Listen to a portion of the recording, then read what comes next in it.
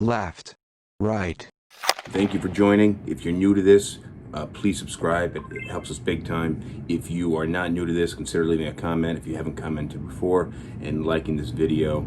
It helps us big time. And also throw in the comments some stuff that you want to hear about, because we're always looking for new ideas. Today we're talking a little bit more about the cops. Obviously that's a hot point, so weigh in. Let me know what you think. This is SipTalk. Grab a drink and enjoy. Of course it's Philly.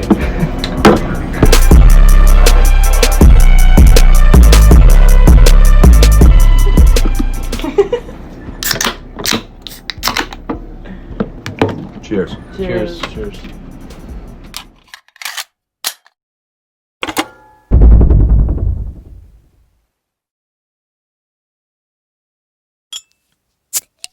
Sip Talk episode 31, which is cool. We're in the 30s. We're doing a little bit of backtracking because I got myself in trouble last week. I don't know if you caught any of the feedback. I'll have to share some of that with you. Yeah, throw it out there. Read into some of these comments. It's been a frustrating day too, just kind of dealing with stupidity. I don't want to call it stupidity because I don't want to call anybody stupid, but it's just some slight issues here. And, it's kind of in line with what I see going on with the police, like this kind of bad decisions being made, people not thinking things out before they act. But I took about a half hour before we came online just to decompress a little bit, take some notes about the police. I want to ask people who are watching about their last interaction with the police that you can remember, whether it was being pulled over or maybe the police helped you fix a flat tire or gave you directions, because police are here to protect and serve. But I also, I was reading today a GQ article about the police. And, one of the lines that said in the article is that the police work for the people. Ultimately, the taxpayer is their employer. They're city employees or state employees. But the way that works is that they have to do what the population of that area wants. And there's a lot going on right now that is drawing to light what's happening that people don't like. So I think we're going to see a big shift. And I like the fact that we're talking about it. It's a current topic. It may not affect me the same way it affects a lot of other people, but I think it's a good topic to be discussing. So real quick, I got a trusty Bud Light and a gigantic can. What do you got down there? I am drinking Milwaukee's Best Ice. Is it iced or is it warm? It says ice on the front. Is it cool? I know. I'm dodging the question. Oh, man. But I don't know if you can see this. The cooler is Jim Beam. I'd rather be drinking Jim Beam. I don't have any Jim Beam. Well, I don't think that comes in a can. Yeah, man, I really needed a drink today. It was a wild day. We had a lease returned to us on Monday. And I looked, we looked at the lease. We sent it back to the landlord. The landlord, and everything was signed. Every page was initialed. Every signature was notarized, which it didn't need to be. It just needed to be notarized. Yeah, that's overkill. On like page 5 or 6. It is pouring here, by the way, so hopefully the internet stays good, but I can hear the rain just pounding against the window. No, it's coming through clear. I don't hear anything. So we reviewed the lease. Everything looked good. It was oversigned at that. Sent out to the landlord, and the landlord realized that 2 pages were missing, which it was an oversight on our part. I didn't think that we sent literally everything in one file. So for the person to print it, remove 2 pages and sign it and send it back to us is a bit silly how that happened. I can see how we overlooked it. I don't know what the client was thinking when they removed the pages. Haven't gotten to the bottom of that one, but they definitely. So was it your fault in terms of not sending the client all the papers? No, or was it the client for not? Correct. Yeah, we sent one file of all of the paperwork in it. Okay. And well, at least you don't have to apologize for something stupid on your end. No, but it doesn't. It's not a good look for us as we reviewed it and didn't catch the missing. Either way, Okay. it's our bad. It's our bad to a degree. The client pulled something that made us look stupid. So the landlord said to me, we need these papers. What's the deal on it? So I said, you know what? We're going to overnight them. And this is Monday. I said, we'll have them Tuesday. I'll get them to your office. So the client brings it to FedEx, sends us a tracking number. We look at the FedEx, and it says dropped at the FedEx, at the Walgreens FedEx. And we're waiting for them today. So 3 o'clock rolls around, which was the estimated time. I'm like, hey, what's going on, guys? They're like, oh, it says it's supposed to be here by 3. Should be here in a minute. It's 3:30. I'm going, hey, guys, we got to get this by 5 o'clock to somewhere that's about 40 minutes away. So that we need it in the next 25 minutes. Can we call FedEx? Now, they kept telling me, it still says scheduled to arrive at 3 p.m. So I'm not digging into it. I'm like, okay, they're running late. I said, let me look at the tracking number. They sent me a screenshot. I'm like, oh, this must have been a screenshot from yesterday because it shows that it was dropped to the FedEx facility, but none of the other dots along the line have been lit up with the new steps. So it hasn't made its way to the warehouse or departed. Yeah, but you should be able to get, now you've got the tracking number. You can just plug it in yourself. I plugged in the tracking number, and I realized, thinking that this screenshot was from yesterday, that was actually from 3 o'clock today, not from 3 o'clock yesterday. And the fact that the dots arrived at FedEx facility, departed Chicago, in flight to New York, arrived in New York, on the truck, out for delivery, never happened. Okay. So now I'm like, now we have an issue. Now I know it's not going to be here today, no matter what. Like, there's something going on. So we track it down. Now bear in mind, I shouldn't be the person communicating with the client, communicating with FedEx. I'm doing the landlord. So they should be giving this information to me. And I'm explaining to them that it makes us look incompetent if I'm like, yeah, it's going to be here today at 3 o'clock and it's 4:30. Well, you just call up the landlord and be like, the client said that they shipped it or whatever. Here's the tracking number. I can only do so much. And he's going to say, I have somebody here who's got a deposit ready to sign leases in our office now. Basically is the pushback I'm going to get. And given it's coronavirus, we have lots of vacancies. I'm not setting myself up for that because I know better. So I'm going to make sure that we have all our ducks in a row here. And I'm not going to I told them Monday it would be here tomorrow. Now it's tomorrow. I can't say it's going to be here tomorrow again and then not be certain on that. So I'm trying to get some certainty. Well, what's the tracking number say? Dropped at Walgreens FedEx in Chicago. Arriving today at 3 p.m. And it's now 6:45, 6:40, and it's obviously not arriving at 3 p.m. So I kept grilling. I'm like, guys, I need an answer. Call. Oh, and then I'm with FedEx. FedEx can't locate the package. They don't know where it is. And all they know is that it's at Walgreens. I'm like, okay, so let's call Walgreens and find out what happened. And they're like, yeah, we received it, but it left here. I'm like, well, it doesn't appear to have left there. They're like, well, a new person didn't scan it out. So we know it wasn't scanned out, but that doesn't mean that it went out. It could be sitting on the side of a desk leaning against the side of a filing cabinet for all we know. And that's where we are now. I suggested we just send another one, but that's not happening.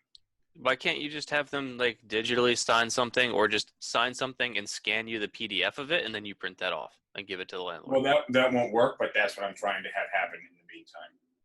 But it just the feedback the answer I kept getting was, it's supposed to be here by 3 o'clock. And I said, but I'm telling you it was supposed to be here by 3 o'clock. We need to solve this problem. Yeah, it's no longer 3 o'clock and it's not here. I said to the agent, I go, all right, just follow my logic on this one. What if I told you I can make you a millionaire by 25 years old? And he goes, okay, I'll buy it. I go, dude, you're 32. How are you buying this? He goes, well, I'm talking about the hypothetical. I'm saying, yes, the hypothetical is you're 32, and I'm promising I'll make you a millionaire by 25. That's the hypothetical. And it wasn't sinking in. And I do everything I can to not lose my shit. But at the end of the day, then up until 20 minutes ago, they're telling me the client said she talked to FedEx and said it would be here tomorrow. Well, that's not helpful. I'm like, all that FedEx knows is that it was scanned at Walgreens.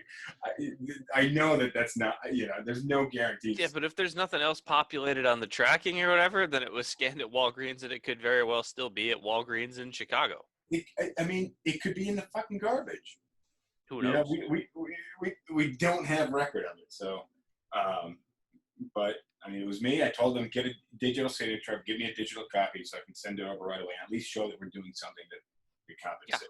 Because like at our firm, we've got a number of clients that don't necessarily live in Charleston. Maybe they lived in Charleston at one point, they move, and they still want to keep us for their services, but now they're in California or wherever. So when we finish up a return, we're not going to ask a client to come 1,000 miles to come physically sign their return. But in New York, it's so damn old school that people, they want blue ink on paper with an indentation from pressing down the paper. Very few people take an electronic signature. Nobody takes copies. I still have to fax paperwork to landlords on the Upper West Side back in 1978. Like they're stuck in 1978. I just don't get it because what we can do is we'll just send them PDFs of the forms that they need to sign. They'll sign them and then scan them back to us, and we'll just print them. And like we don't even need to like print them off or attach them with the return. But those signatures are good enough to satisfy our liability in terms of like having the client's authorization to file for them. So if we can get that, if that's good enough for the IRS, then why isn't something similar good enough for some landlord in Queens? Because the IRS also works for the public, just like the police, and they have to respond to what the public wants to a decent degree. If you own many, many buildings in Manhattan, your family probably acquired them 100 years ago, and then you got them when the oldest member who was, on a deed to that property died. And that probably meant you were pretty old yourself, and you either still own it or you just got it from the next relative that died, which probably means you're also very old. So and here's my thinking is that the majority of the owners of property in Manhattan are old and very slow to change. And the fact that I'm faxing applications rather than emailing them or filling out an online application is like, that's just how it goes. That's just how it goes. Yeah, that's just. So I want to get back on this police thing real quick. What was the feedback and comments that you got that you all been a tizzy? Let me hit the comments that got me a bit in a tizzy here, because it's just some. Let me share a quick story. Somebody threw this one in here. Once I ran out of gas and they helped me get gas. That's a good story. I don't know where that took place, but it was probably not in New York City. They probably just would have told you to jump in a cab, I feel like. Okay, so let's hit the YouTube here. Well, I think one of the things that might have been missed in the last conversation was, like, I don't think either of us were trying to say that there haven't been times that the police have been helpful or that the police can't be helpful. No, I was saying the vast majority of interactions that people have with the police are negative, and that the police should overall be a good thing, but there needs to be a lot of change in the police department. It's not good for police right now, and it's not good for people right now. So something needs to change. And I was super frustrated based on what happened to me, which was loosely, if not at all, related to race. Probably for you wasn't. That's kind of where I'm going. But I'll give you this comment real quick. So hi from Tanzania, Texas, South Africa. Speeding ticket 88 and a 65. He says printer wasn't working. Let me off with a warning. That's not bad. But the one comment I got, and this is my reaction to this one was really to bite my tongue at first and try to understand it. But now you can have empathy in all capitals for what African Americans deal with on a daily basis with police. Now I reacted to that. Now I'm pretty empathetic. I'm empathetic to a flaw, sometimes to inaction. But I do have a lot of empathy for what's happening to African Americans. I'm not an African American, so I'm sharing my story. I'm not saying I totally get it. I'm just saying I have empathy. I do think it's a problem. Yeah, I'm bringing light to the fact. And additionally, I don't think that you're saying that your experience is worse or better or anything than than what others are. You're just saying, this is something that I experienced, and if I can experience it, other people must experience it as well. Some may be worse. Well, I think there's an underlying issue with police behavior and police power and things like that. Now, when you introduce race to it, it becomes compounded because the way that just people inherently react on a subconscious level to race, they may not even be aware of it. You have a lot of people out here saying Black Lives Matter and that they're not racist, but they do racist shit inadvertently. And I think that's where kind of the black and brown population looks at a bunch of white people saying they're not racist, and they're like, yeah, but you are. And that's the conversation needs to happen around that, Or even saying, yeah, you might not be racist, but you're still benefiting from a system that's racist. Yeah, exactly. And yeah, exactly. And then, but the other part was that African Americans deal with this on a daily basis, and I don't think they deal with what happened to me on a daily basis. I think they deal with lots of racist shit on a daily basis. Again, removing myself saying that what happened to me was racial. What I was saying was that as a police officer, there's a certain amount of discretion that you must use in doing your job. Somebody doing 1 mile over the speed limit isn't the same as somebody plowing through restaurant barricades with outdoor seating, or somebody who's doing 40 in a 25 where there's a bunch of restaurant seating around, because that could be the person that plows through it. Me going the wrong way down a one-way street was wrong. It was ticketable. I wasn't arguing, and it didn't need to erupt into this aggressive showdown of whose dick is bigger. At the point where the fact that I can be handcuffed and whatever could have happened didn't happen, but that's because I wasn't even trying to argue. I was trying to be agreeable. Yeah, I know I was going the wrong way. It's a homeless guy. Well, and I think that might be what some black people would say, is that kind of interaction when they've done nothing or minimal things wrong, and the way that they're treated by police is that even when they're trying to be as agreeable as possible and make the interaction as non-confrontational as they can, that the police ratchet up the tension, and that they feel that they're victimized for their race. And I've got to have to say that they're right. Yeah, I think but the police ratcheting it up in the GQ article came out in 2015. They're talking about the police showing up to a birthday party and wrestling and pinning a young black girl to the ground who was like 12 years old. Yeah, it was in Dallas. Yeah, wearing a bathing suit, obviously, clearly unarmed. Mm-hmm. How something like that happens, and I think to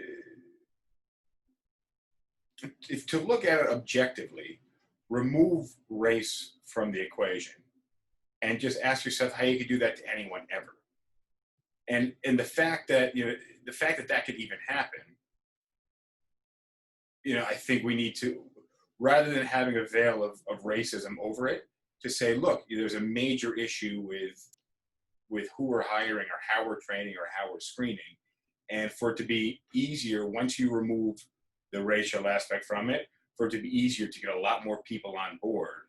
Yeah. Than to say it's not my problem, or, maybe she was doing something. You just said a person was pinned to the ground, 12-year-old girl.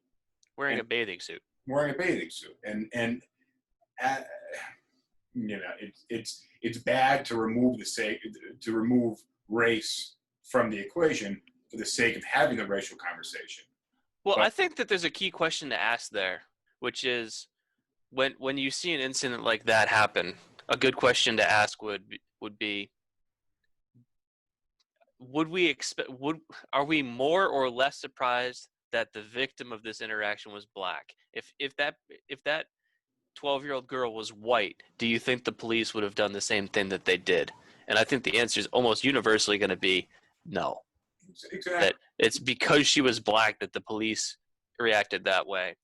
And then the bigger question is, what causes that? Actually, there's a couple questions. First is, what causes that? Why would a black 12-year-old girl be perceived as more of a threat than a white girl in the same getup or whatever to police officers? And also, like, I don't know what the outcome was for the police officers involved in that incident in 2015.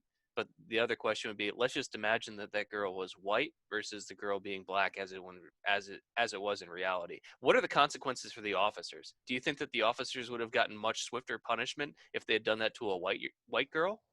Well, they would have had a larger base also speaking out probably against how terrible it was.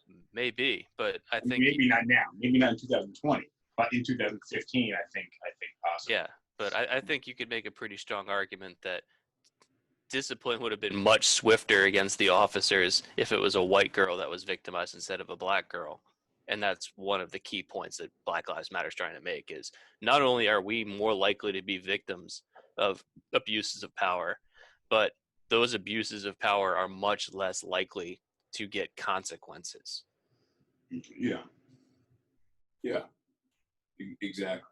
And then the larger question is, what would possess somebody to think that that's an appropriate response, regardless of race? And just say, that's why?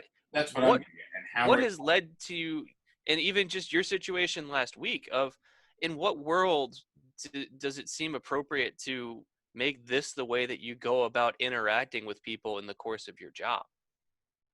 But the fact that there's more smartphones now, and the fact that this has always been happening. I don't think it's at all a new thing. It's always been happening, but now it's being brought to light much more, and we need to reevaluate the system. And we need to reevaluate it like from the ground up. I feel like you have people who are the rule makers, and you have the people who are the rule enforcers, and then I'm not even getting judicial here, but I'm saying and then you have us, the regular people, and that's kind of how we work with the laws.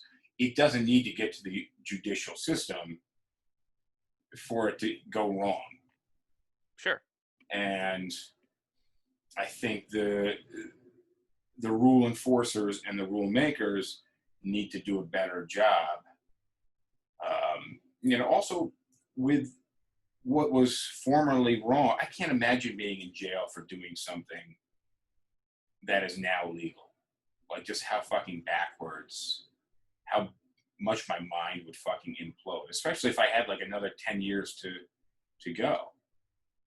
So, it's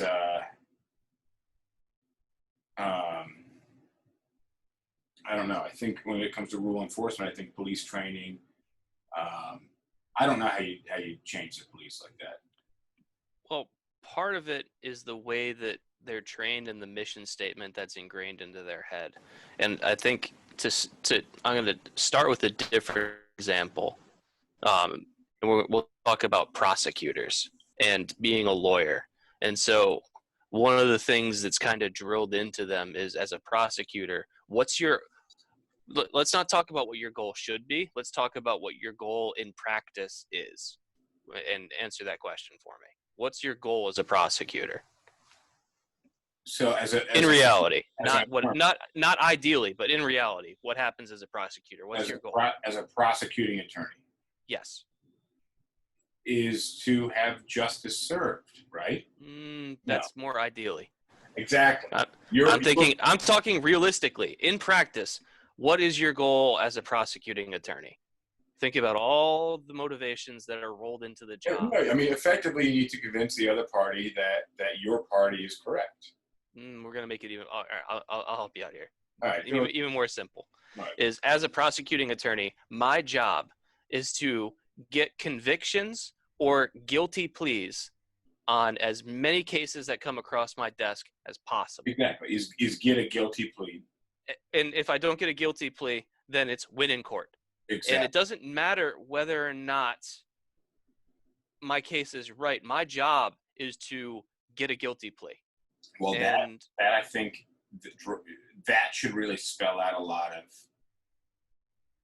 what happens when people go to jail. Yeah, it's just simply their defense. But if you look at the way that things are right now, that's the reward structure, because most prosecutors are elected. In terms of a DA, so the person who runs the district attorney's office, they're elected. They'll hire assistant DAs that aren't elected. But if you're not elected, then your boss is elected. So your boss who is elected is going to have to try and kind of shape their behavior based on what they think will get the most votes. And what's an easier sell to the average voter? I had a high conviction rate. I put away this many people during the course of my term, versus I worked on all these different ways to get people out of jail and avoid having to make convictions if possible. One's better, but it's a much harder sell. And so if your goal... It's a wild job to hold. Right, but again, we have to look at incentives here. And so your incentive is to put away as many people as possible, because that's what allows you to keep your job. It's a lot harder to sell the alternative method of justice to the general voter. So if your job is to get as many convictions as possible, then all of the assistant DAs that work under you are going to share that goal, because their numbers get rolled into your numbers. Yeah. And so now the police and the prosecutors work hand in hand, because if the prosecutor doesn't work with the police, then the police are going to stop sending them evidence. And also, when it comes time to trial or whatever, if the prosecutor constantly screws over the police by not prosecuting cases or anything like that, then the police are going to stop giving good testimony to the prosecutor. So the two have to work hand in hand. And so now the police's goals start to align in much the same way that a prosecutor's goals do. Mm-hmm. And so now what's the job of the police? Again, ideally, it's to protect and serve. But the police chief, the sheriff, is elected in much the same way that a prosecutor is. And so their goals are just like the prosecutors of how are they going to get elected? What is their election pitch? Are they going to say, we avoided this many arrests and we didn't write this many tickets because we thought that was what was best for the public interest? No, the public electing these officials are going to see that they have crime under control and that they take a tough stance on name an issue. And so that filters down to the police, because they're told to take a tough stance on things and take no shit. And that's why you see policing the way it is. So you need to have a fundamental change in the incentive structure for both prosecutors and police, because right now their incentives aren't necessarily public good. How? Yeah, but that's really complicated to dissect. It's somewhat complicated to understand. You know, a lot of people don't understand that that's exactly how it works. Now, I don't think police are so much at fault as just the system in general. Well, right. The police operate within a system, but I'm fundamentally an economist when it comes to looking at human behavior. And like whenever people hear economics, they think money, but economics is like a decision and a behavior science that very often happens to line up with money. But one of the kind of core principles of economics is that people respond to incentives. Yeah. So whenever I look at something that I can't quite figure out, I try and say, what are the incentives at play here? What is driving behavior towards one result or another? But and correct me if I'm wrong, but don't people respond to incentives better than disincentives? I'm using incentive as a catch-all. It can be either an incentive can be a punishment of losing your job or a fine or imprisonment, or it can be incentives are negative or positive. It's just incentivize something. I'm talking about both sides. So you have the police officers who are incentivized to hit quotas and give out tickets, and then you have people who have to pay fines, which is a disincentive. Pay fines or jail time. Okay, I understand your question. So that's a psychological principle, and the general rule is that positive reinforcement is more effective than negative reinforcement or punishment. Exactly. So yes. Yeah, that's that. Um, One thing that I read today was just talking about what it's like being a cop, and because I want to pivot a little bit, but what it's like being a cop, and they were saying that it's 90% boredom and 10% terror. Same thing as like being a pilot. Fair enough. Um, a nude pilot, maybe. Hmm. But Most of the time, you're just cruising at 35,000, watching the crowds roll by, and then all of a sudden something goes wrong, and you're in a 35,000 foot high tube of steel. Hopefully that's less than 10% of the time, which I believe it is. Oh, I'm sure, but the whole idea of 90 something percent boredom and X percent absolute terror. But put yourself in I would never want to be a police officer because I don't want to get fucking shot. Also, if you're just a traffic cop, one, you're either standing between traffic as it whizzes by you, or you're just writing bullshit tickets and pissing people off all day, or you're just being hated every time your pen hits the paper, or in New York City, your electronic pen hits the little buttons. But writing tickets as a cop to me sounds so monotonous and just like being a tow truck driver for the police. It's got to be like you're just going around ruining people's day every day. You're ruining people's days and potentially weeks, and that shit costs a lot of money. I think it's like $180 tow fee plus $90 holding fee, and then that's like per day, and then it's like $50 a day or something. I think here it's $90 every additional day.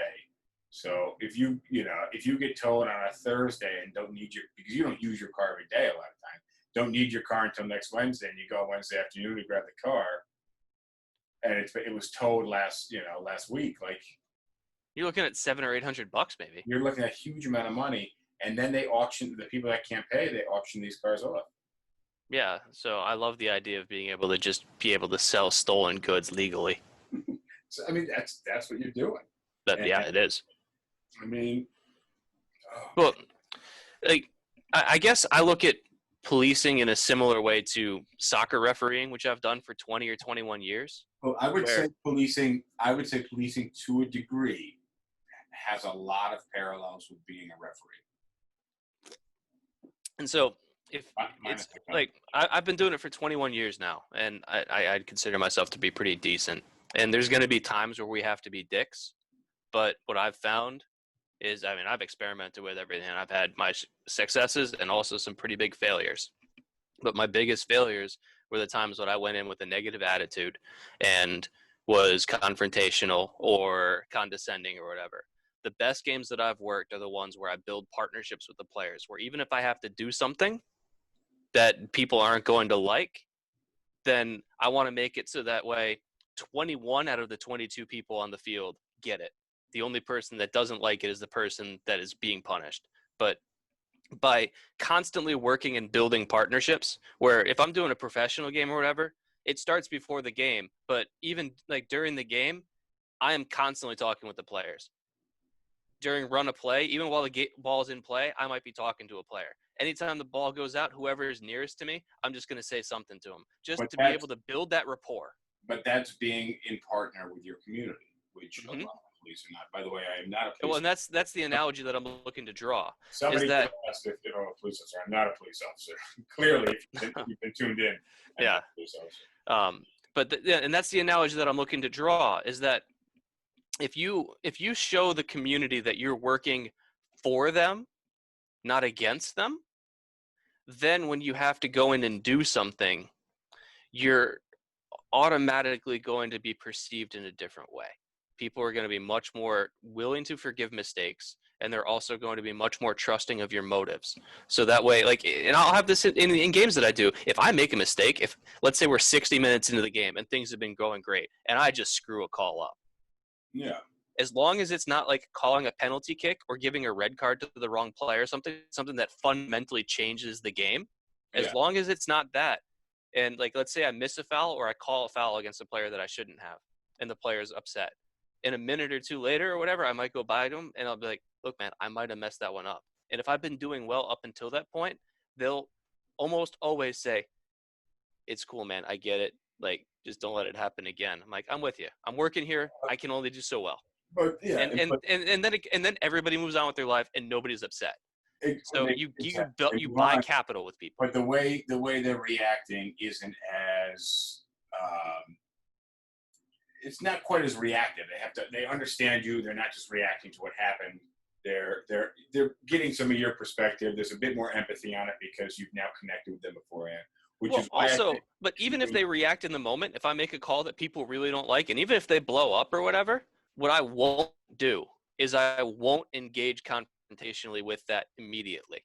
I will give them some, like, and usually it's about 10 to 15 seconds. I'll give them 10 or 15 seconds. I'll walk away. I'll create distance.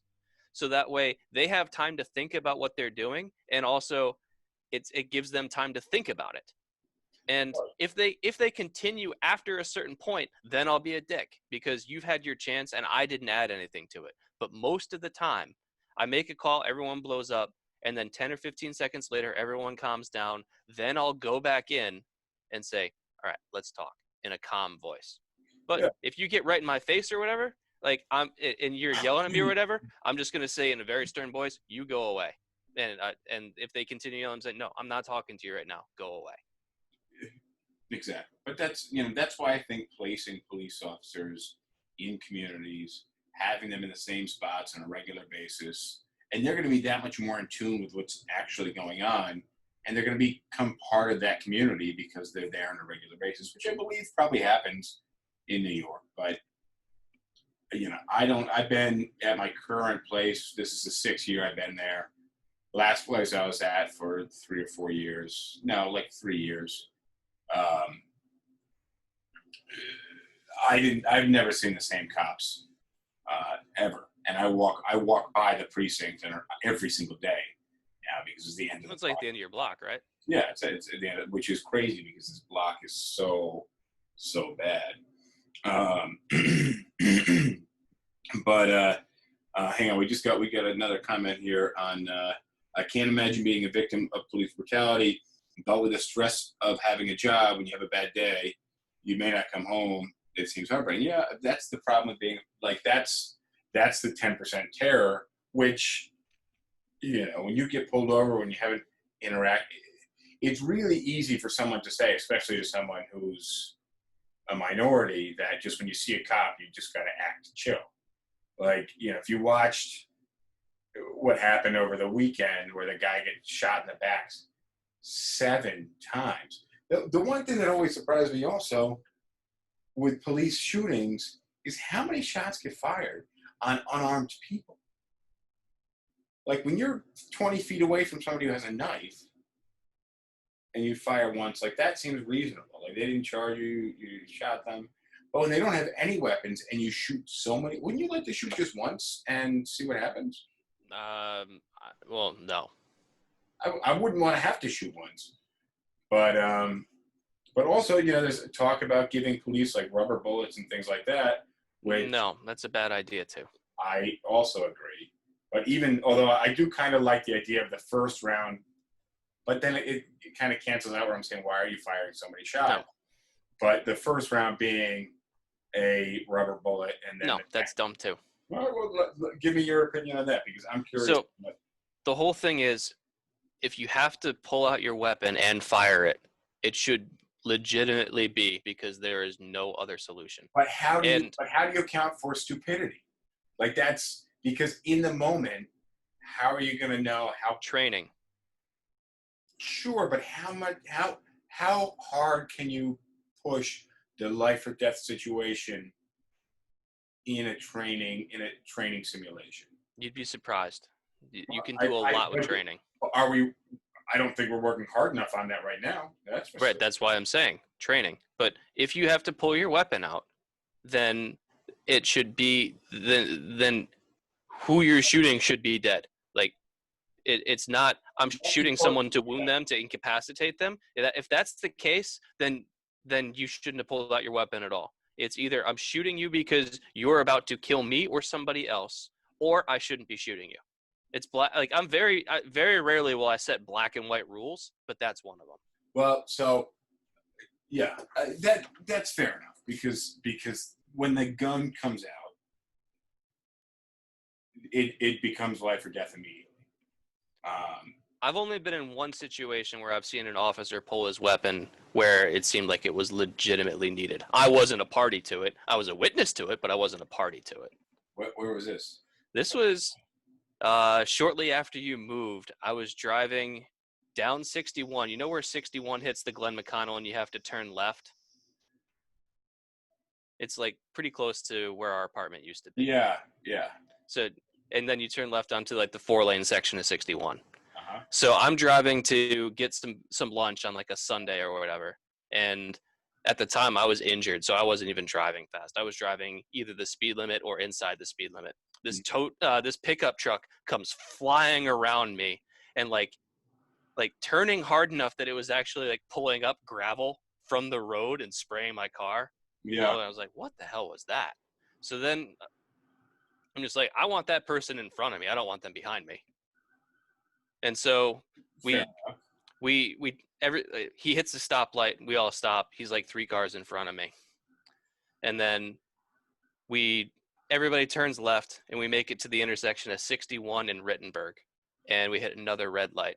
And this dude gets out of his truck, goes to an SUV that's right next to it and starts like pounding on the window.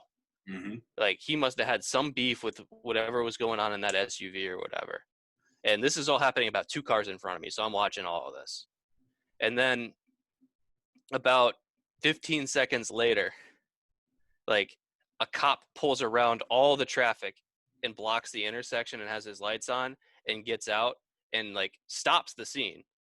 And like the dude was drunk because as soon as the cop pulled around, his buddy in the pickup truck threw a beer out the passenger window. And this was like a dude that was wearing like board shorts and no shirt that was like pounding on this SUV or whatever.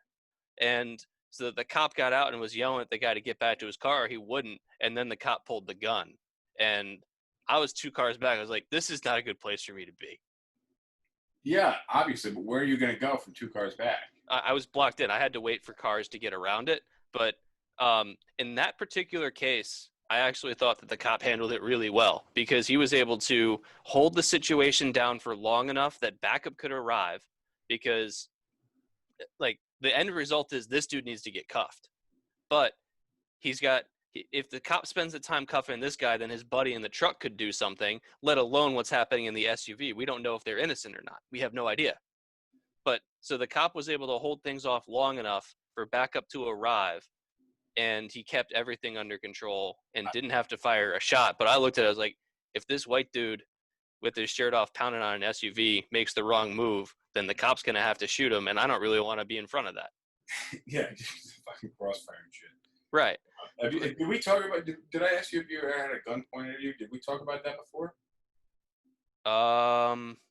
No, we haven't. My answer is no. The closest would have been like when the cop pulled the gun on the dude in that intersection. Yeah, so I've had automatic weapons pointed at me, basically like this far from my chest, and I'll tell you that story on the next episode because I don't want to go too much into it. Just tell me where it was. I didn't speak the language of the person who had pulled the guns at me. DR? Yeah, it was a very, very loud, a lot of shouting. I'll fill you in maybe on the next episode.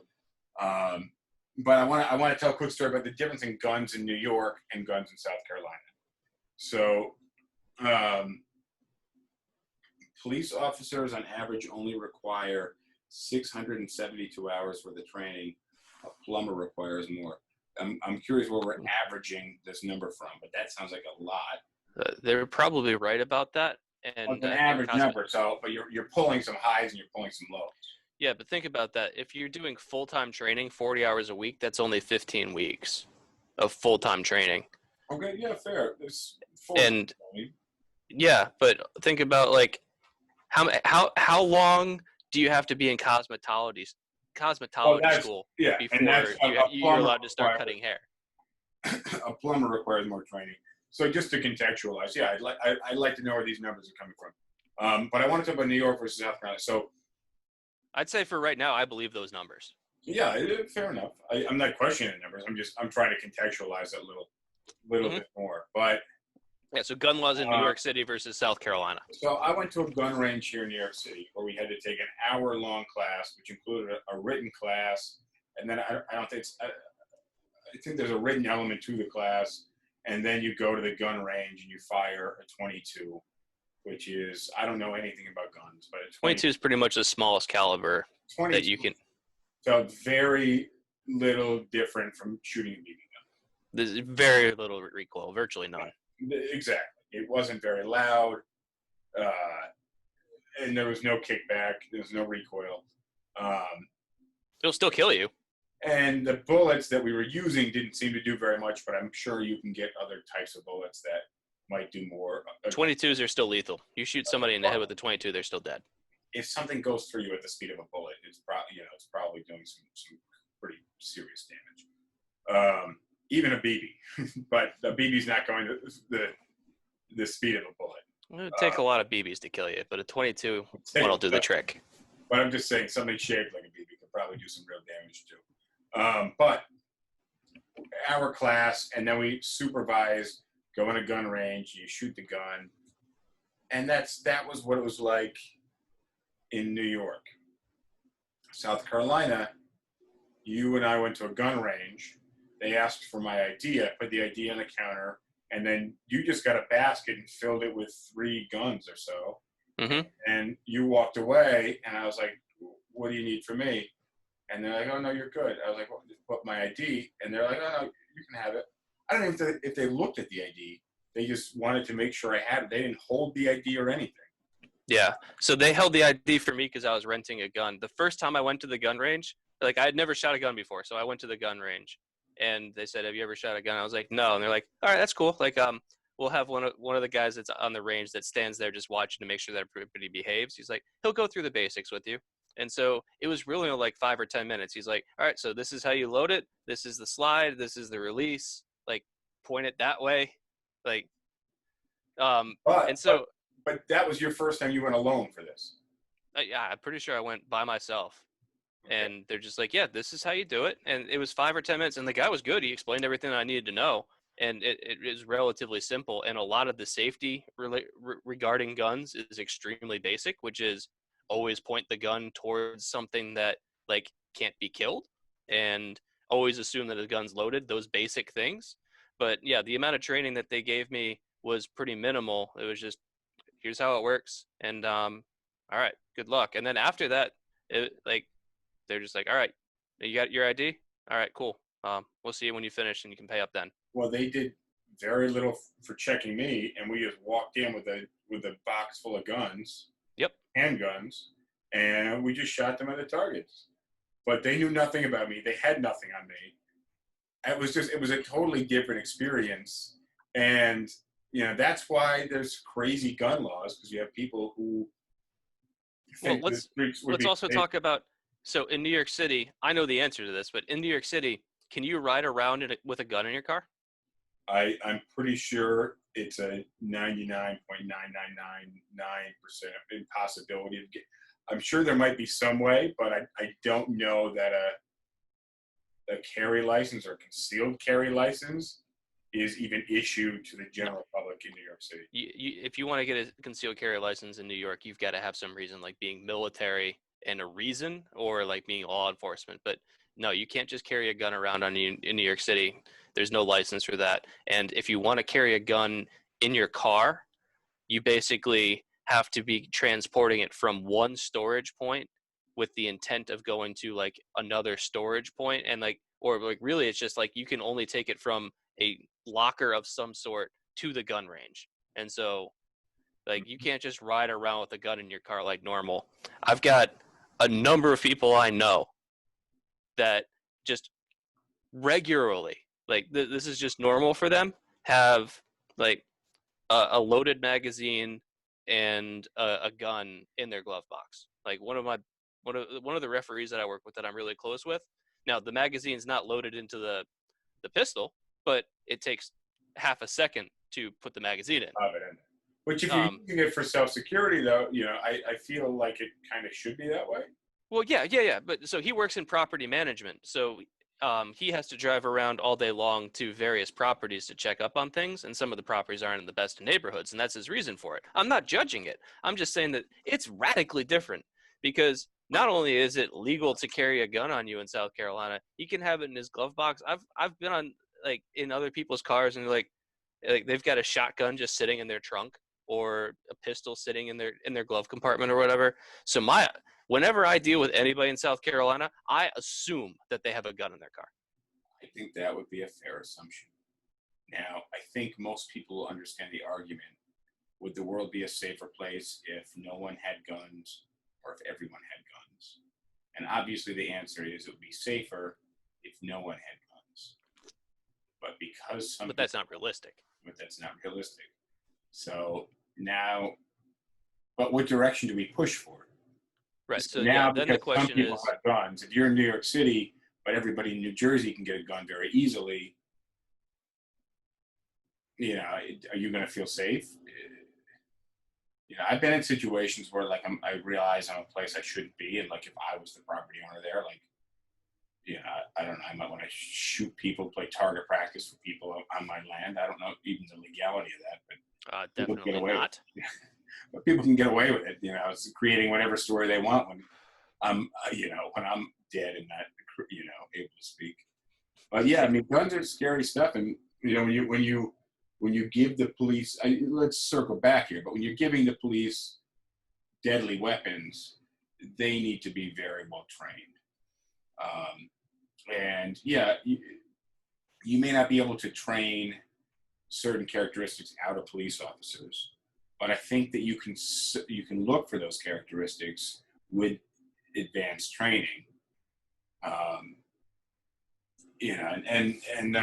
was reading about in this GQ article. I was reading about the training that they were talking about, and it's basically it screens for empathy and it screens for like behavioral problems or. You know what else they screen for? What's that? Intelligence. Well, did you know? Hold on. Did you know that if you have basically intelligence above a certain level, you won't get hired? Well, that's where I'm going with this. So what they rate on is 1 to 10, and they look for a steady 5. You don't want somebody who's too empathetic, right? You don't want somebody with zero empathy. You don't want somebody that's not scared at all, and you don't want somebody that gets scared all the time. So they basically look for this steady level of this kind of average level, and when they, everything might be weighted a bit differently, but for the most part, you're looking for kind of a pretty steady 5 across the board. And yeah, I'm sure that makes sense for intelligence. Like I see it in real estate agents. Because if you're too smart, then you're going to question orders. Well, rightfully so. I see real estate agents. Some. Yeah, but do you want officers questioning orders? Exactly. Officers are your pawns, basically. They just gotta move forward. It's just like the military. Very much the same. Mm-hmm.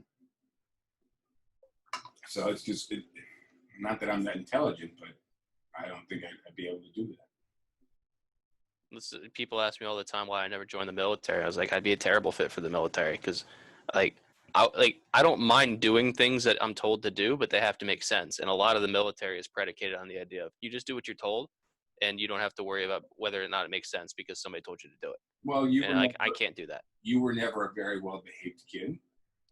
I had my times. But that's why when you question, now I question fucking everything, and I have very little respect for authority because I understand how it works, and I would rather try to create a better system and try to enhance things, especially when I see through it and it doesn't make any sense at all.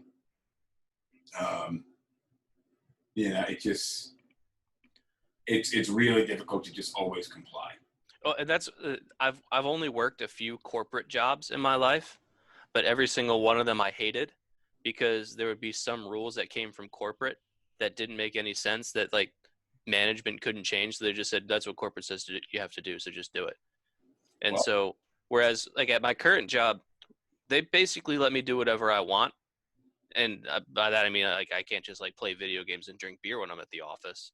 But when it comes to the work that I do, they don't really tell me how to do it or anything like that. They just care, is the work done correctly? Does the report look good? Whatever.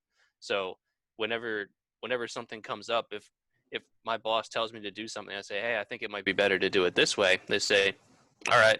Unless it's something that like I'm just wrong on, and they say, no, this is the way Yeah, it but has to be done. if somebody comes to me and they want to challenge how we do things, I'm open to changing it up.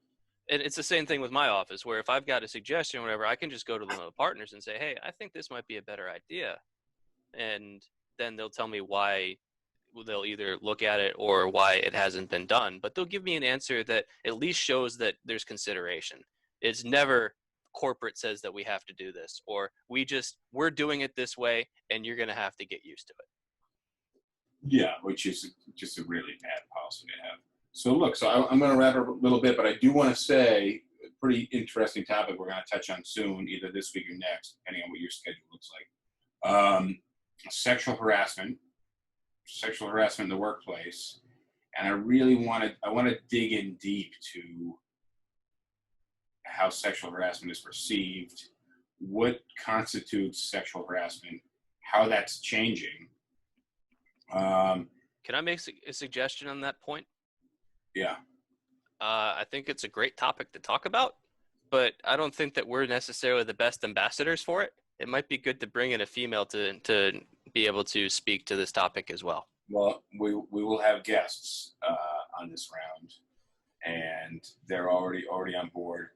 I had a recent, not related to my office, but somebody brought some sexual harassment activity into light for me about somebody that was affiliated with us in the past, and I don't even know where to go with that. But they just told me someone that used to work here did something not in this realm, not even when they were working here, and basically that they're going to ruin that person's life to basically get even with them. But why? Well, because they're due their, I don't know. It was. I want to elaborate on it a little bit more without giving out too many details. But Fair enough. But basically, someone who used to work here had allegedly harassed someone else, not in the scope of them working here, not while they were working here, well before they worked here, and that now somebody's serving them justice, however much time later, because they're due this justice. And well, that's a good topic to talk about. I don't know the specifics, but you can see how this delay in justice, and even the fact that it's being brought up to me, it just kind of, it's a complex issue, and different people perceive it differently. And I think it's a really good conversation to have. I need to find an article to send you on this topic then. There was an article written in Slate. This is slightly off topic, but about sexual harassment and campus sexual assault. And I think you know where this is going. I'll send you the article. It's long, but it's really, really interesting. I'll see if I can find it and send it to you because it's worth a read before we have this conversation on air. All right, cool. I'd love to read this article. Anybody have any last minute questions? Who's somebody they're in? We got a couple new joiners right now, but yeah, definitely. I want you guys to tune in for the sexual harassment conversation we're going to have. Send me some feedback. If anybody has any questions, real quick before we jump off about the police thing that's going on, I don't want to really continue this conversation too much. We can touch on the future, but kind of dedicating a whole episode to it. I just want to clear the air a little bit. And again, like I support, James, like I support the police. I understand it's a really difficult job. And I get that. And I think we need police. I just think we need to spend some time addressing what's going on right now.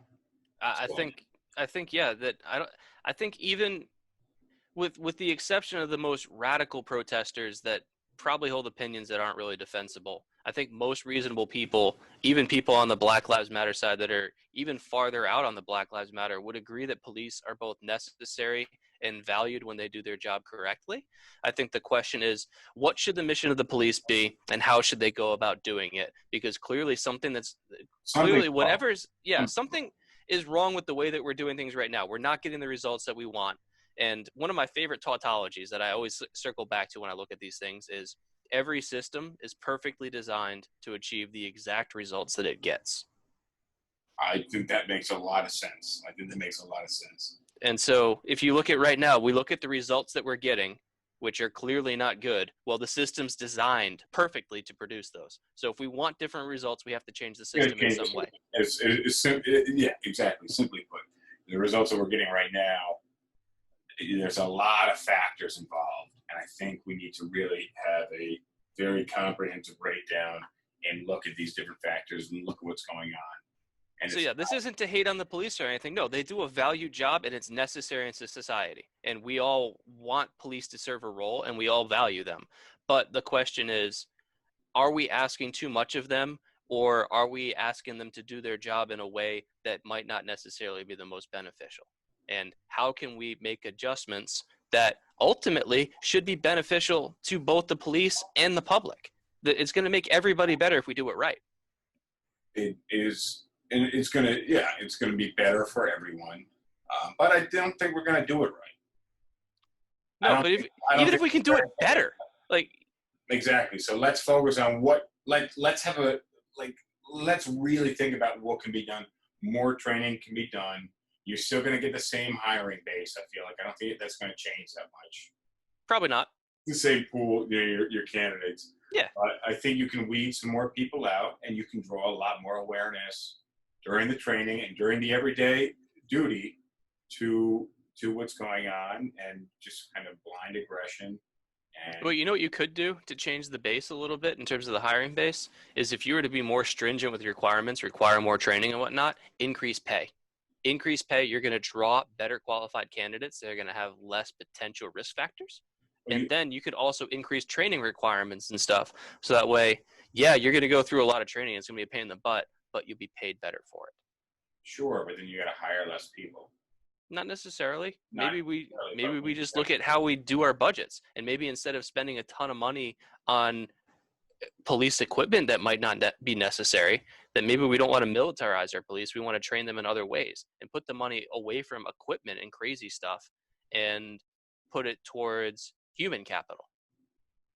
Yeah. All right. We could go on. We could go on about the police. Oh, sure. About government for a long time, because all these thoughts are racing through my mind right now. Stuff you're talking about, it's just wild. So,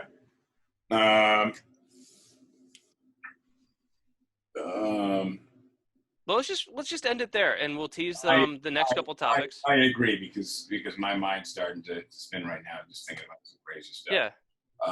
But in the meantime, don't get shot, don't get pulled over, don't get any speeding tickets, even the camera violations. Yeah, and next time, hopefully I can make Zoom work from the hotel room in Wrightsville Beach, and I'll have a background of waves rolling in that's not fake. Well, you get some fans here, especially on TikTok. So. I don't want to disappoint them. We just got to find a way to get this full video online. All right, I will. I'll catch you later. I'll talk to you later. And as always, much appreciated. Laters.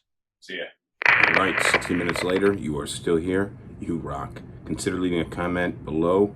And if you're listening to Apple Podcasts or Spotify, consider reviewing and throw me some stars. I'd really appreciate it, and will help us out big time. Thanks.